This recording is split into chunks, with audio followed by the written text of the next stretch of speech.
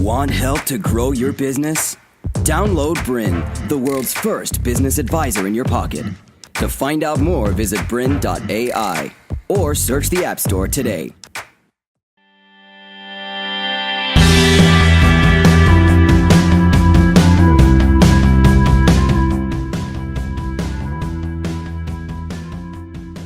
Hi, my name's Pip McKay and welcome to Evolve Now, where we look at the mindset and the emotional intelligence for success and happiness.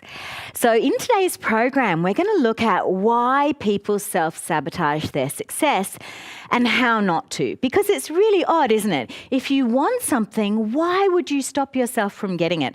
And that's what we're going to look at today. So what are we going to cover in detail? What is self-sabotage and why does it happen? What are the secret saboteurs in your life? And you might be surprised what they are. How to master ways to change self-sabotage.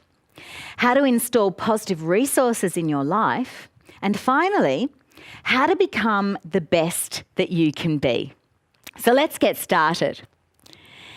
So I want to start with looking at what are some of the areas that people self-sabotage in. And whilst you're looking at this, have a little think about, is there an area of your life that's not working the way that you'd like it to be? And if it's not, then you know that maybe there's a little pesky secret self-sabotage going on there. So here are the typical areas of a person's life. So we've got career and business. So think about your career and business. Is it going the way you want it to go? You got the promotion that you wanted to get if you're in a career? If you're in business, is your business as successful as you'd like it to be? Have you set some financial goals perhaps for your business and find that you haven't reached those goals? And what's going on there? Maybe that's your area. Or perhaps it's family and children.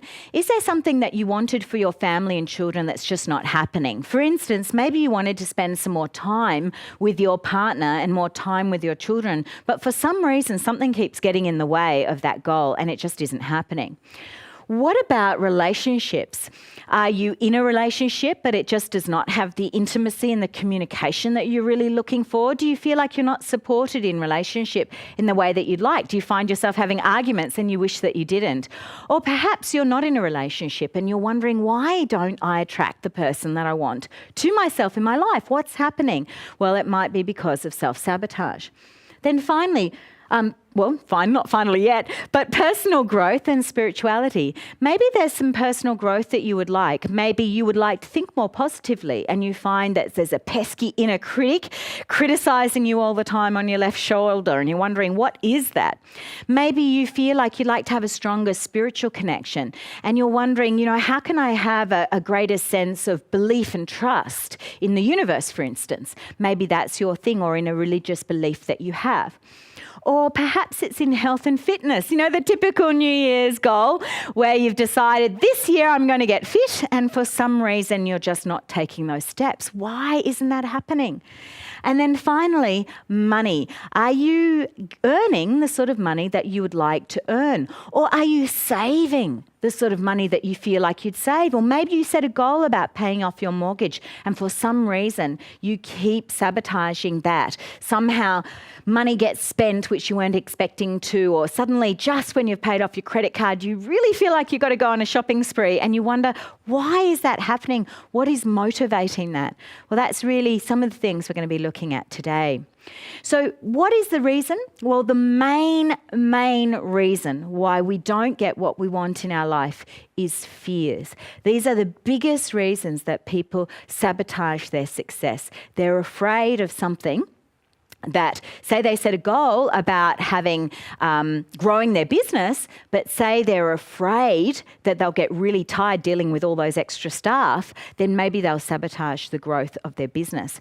So it's really fears that sabotage our success. And in fact, one of my coaches, a really wonderful man, he said to me, in actual fact, there is no such thing as self-sabotage. It is just that the unconscious mind wants something or is afraid of something that the conscious mind wants to set a goal in. So for instance, If you, for instance, want to get fit and you want to lose weight, for instance, but say your partner feels like, oh, I'm afraid if you lose weight, maybe other people will be attracted to you, you might sabotage that goal to make your partner feel more comfortable. And making your partner feel comfortable might be more important to you than the fitness or health goal that you have. And this is surprising how common this is. I had a client really quite recently who said to me that exact thing. So with her partner is a particular size and she's a particular size and they both match in the size, and then she's gone, oh my gosh, I've got these health issues and I really want to lose weight to improve my health. But her partner actually said to her, oh, but if you lose all of that weight, maybe you won't love me anymore. That's what her partner said to her. And then she found that she just couldn't keep to the health goal because of her love for a partner was more important. Now that might seem completely illogical and you might say, gosh, her partner needs to go and get some coaching and get some help. And I totally agree with you, but this type of thing happens in relationships all the time.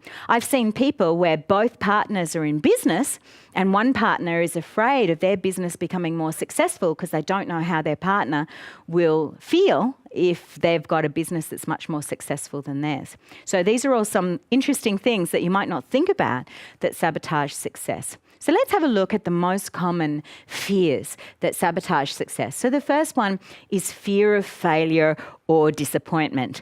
So you might think, oh gosh, it's time for me to stand up and give a speech. But maybe you're afraid of speaking. You're afraid that maybe you'll say the wrong thing, or maybe you'll do some weird facial expressions and people will laugh at you or something like that. And you're afraid of that. So you're afraid of failing or afraid of being disappointed. So then you don't put yourself out there to give, say, a speech that might really increase your business. So that might be something. I've watched people sometimes in business referral groups where there's that opportunity and they like, put up your hand if you would like to stand up and say something about your business. And that's the person who's not putting up their hand because they're afraid of public speaking. But in actual fact, that would be really important for their business success. So fear of failure and disappointment's a really, really interesting one. So sometimes people would rather not have the thing that they want than be disappointed. So I've had a lot of people who've come to me for coaching in relationships. And basically what's happened is they've been in a relationship and that relationship hasn't gone very well and they've been disappointed. And then they don't want to go out and start dating. They don't want to put themselves out there because they're afraid of being hurt and disappointed again. So I say to somebody, there's one sure way of being disappointed, and that is not to have a go because then you know you won't get what you want. But a lot of people are afraid of having a go and then being disappointed, and then that fear of disappointment stops them from actually having a go. So it's a really important fear to clear.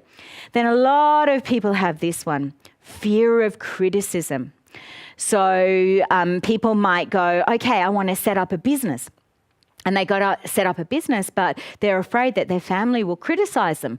You know, so say they want to set up a business about their passion and purpose, and their parents go, oh, how are you ever going to make any money from that? And the person wants to avoid that criticism, so they don't go forward and set up their business. Or maybe they've already got a business and it's running really well and they've got this fantastic idea, like setting up a TV station. And all of a sudden, maybe there is a fear of being criticised. Gosh, somebody might criticise them as a crazy idea. We can see that Dale Beaumont didn't have that fear and he's able to set up a TV show. But a lot of people do have those fears about the bigger ideas or fears about following their passion and purpose, and they think, oh gosh, no one would want to come to that. And so they don't set up a business because they're afraid of criticism. Or a fear of being unworthy. So a lot of people say this thing, well, who am I? Who am I to set up a business? Who am I to stand up on stage and give a speech? Who am I to present on TV? Who am I? And that unfortunate question stops the person from setting it up. And I love that Marianne Williamson quote where she says, well, who are you not to? You know, you're not doing anyone favours by playing small. What you want to be is an example to others about how you can be successful following your passion and purpose.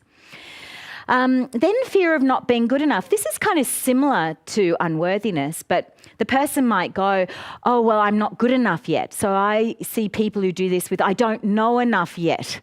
So I run coaching, training programs, and you'll have somebody and they go, oh, but I don't know enough to coach anyone. And I say to people, instead of worrying that you don't know everything, because no one in our world is ever going to know everything, what about thinking about, but do I know enough and am I good enough to help that person? Would they be better off or worse off if I coached them? And if you feel that they would be better off by having that information or better off by having someone to even talk to, well then in a way it's your duty, if you have the knowledge, to impart that knowledge to someone who really is seeking it and wants it. So that's a really important one too. And so we need to stop worrying about whether I'm good enough and start thinking about what contribution I can make. And then fear of being different. Now, this is really interesting in terms of culture and in terms of class, in fact. So sometimes people feel like, oh, in my class, nobody has ever done this. So, for instance, in my family background, my mother, she came from a farming background. So her mother and her father and her grandfather and grandmother, and going back all the way back, they all lived on a farm and they were all farmers. And my mum was bright, and she was bright at school, and she was the very first one in her family to go to university. And, that was not what was done in the family. So if she did not have her own self-confidence, she would have had a fear of being different. Oh, I'm going to be different from my family. Now, my mum was a very confident person, and she went ahead and did that anyway, no matter what anyone in her family felt or thought, or no matter how different she was going to be from her family. But for a lot of people, that's the fear. So I know for my partner, his brother also came from a farming background, and as the eldest in his family, he really felt that he had to be the one who took on the family legacy. He had to be the one who kept the family farm, and being the eldest. So he couldn't be different. He couldn't go off to Australia like his brother did and start a different life that wasn't farming. He felt he couldn't be different. And that was a fear of being different, but also just a sense of I'm not allowed. I don't have permission to be different. But really in the end, it's really about who am I and what is my passion and purpose, and what should I be doing that is my unique contribution? And if that is to be a farmer, well then absolutely that's the thing to do. I know that my cousins, a number of my cousins are farmers, and they love it, and they do a lot to improve farming and farming practice, and that's their passion and their purpose, and that's fantastic. But it's a bit sad if somebody feels like they have to be on the land when that's not what they want to do.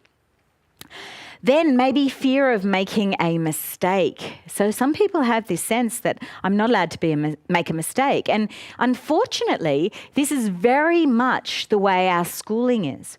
So entrepreneurs know that the best way and the fastest way to grow and the best way to grow their business is to just go for it. And if you make a mistake, learn from it and then go for it again and learn. And they know that making a mistake is the fastest way to learn. So they don't have a fear of making a mistake. But a lot of kids from school feel this sense of, oh, I'm not allowed to make a mistake. What is the perfect essay? Is one that comes back that doesn't have any red marks on it. So it's, I shouldn't be making a mistake. I need everything. To continue enjoying this presentation, download BRiN, the world's first business advisor in your pocket. To find out more, visit BRiN.ai or search the App Store today.